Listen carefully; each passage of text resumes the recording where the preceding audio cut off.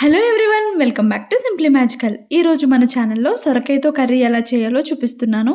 చాలా సింపుల్ అండి, చాలా తక్కువ టైంలోనే ఈ కర్రీ చేసుకోవచ్చు. వేడివేడి అన్నంలో ఈ కర్రీ కలుపుకొని తిన్నారంటే చాలా టేస్టీగా ఉంటుంది. ఈ కర్రీ విత్ రసం కాంబినేషన్ అయితే సూపర్ ఉంటుంది. సొరకాయ కర్రీ చేసుకోవడానికి పెద్ద టైం ఏం తీసుకోదండి. ఒక 10 మినిట్స్లో మీరు ప్రిపేర్ చేసుకోవచ్చు. మార్నింగ్ టైమ్స్లో బాక్స్ పెట్టడానికైతే చాలా మంచి రెసిపీ, క్విక్గా అయిపోద్ది, హెల్తీగా కూడా తినచ్చు. ముందుగా సొరకాయ తీసుకొని ఇలా కట్ చేసుకోండి. 2 కార్నర్స్ కట్ చేసుకొని మొత్తం పీల్ ఆఫ్ చేసేద్దాం. లేత సొరకాయ తీసుకుంటేనే కర్రీ చాలా బావుంటుంది. సొరకాయ లేతదా కాదా అని తెలుసుకోవాలంటే కొంచెం పైన గోరుతో గుచ్చారంటే తెలిసిపోద్ది. ఈజీగా గోరు లోపలికెళ్ళిపోయిందంటే సొరకాయ లేతగా ఉన్నట్టు. ఇలా సొరకాయ పైన స్కిన్ అంతా పీల్ ఆఫ్ చేశాక మీకు నచ్చిన సైజులో ముక్కల్లా కట్ చేసుకోండి. నేనిక్కడ మీడియం సైజ్ ముక్కల్లా కట్ చేసుకుంటున్నాను. లేతగా ఉన్నవైతే చాలా త్వరగానే మగ్గిపోతాయి.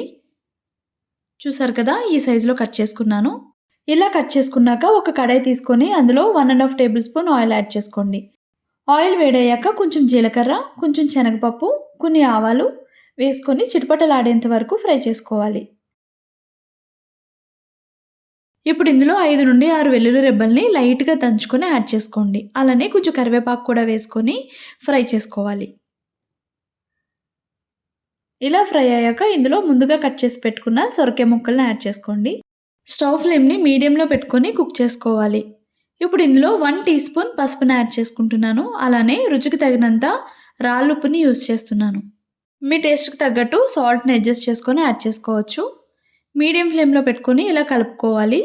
మనకి ఇందులోండే చాలా వాటర్ రిలీజ్ అవుతుంది. సో ఎక్సెస్గా వాటర్ యాడ్ చేసుకోవాల్సిన అవసరం లేదు. ఇప్పుడు ఇందులో 3 పచ్చిమిర్చిల్ని చిన్న చిన్న ముక్కల్లా కట్ చేసుకొని యాడ్ చేసుకున్నాను. ఇలా మూత పెట్టుకొని మధ్య మధ్యలో తీసుకొని కలుపుకుంటూ ఉండండి. ఇందు నుండి చాలా వాటర్ యాడ్ అవుతుంది మనకి. ఆ వాటర్‌తోనే సొరకాయ కరెక్ట్‌గా కుక్ అయిపోతుంది. ఈ రెసిపీ అయితే చాలా టేస్టీగా ఉంటుంది. తప్పకుండా ట్రై చేసి ఎలా వచ్చిందో నాకు తెలియచేయండి. అండ్ ఇలా సొరకాయ నుండి వాటర్ అంతా ఎవాపరేట్ అయిపోయాక సన్నగా తురుముకొని పెట్టుకున్న కొత్తిమీరని పైన చల్లుకొని స్టవ్ ఆఫ్ చేసుకోవడమే.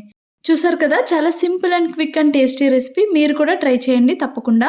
And thanks for watching my video. నా వీడియో కనుక మీకు నచ్చితే please do like, share and subscribe my channel. నా ప్రీవియస్ వీడియోస్లో చాలా మంచి కంటెంట్ అప్లోడ్ చేశాను. తప్పకుండా ఒకసారి విజిట్ చేయండి.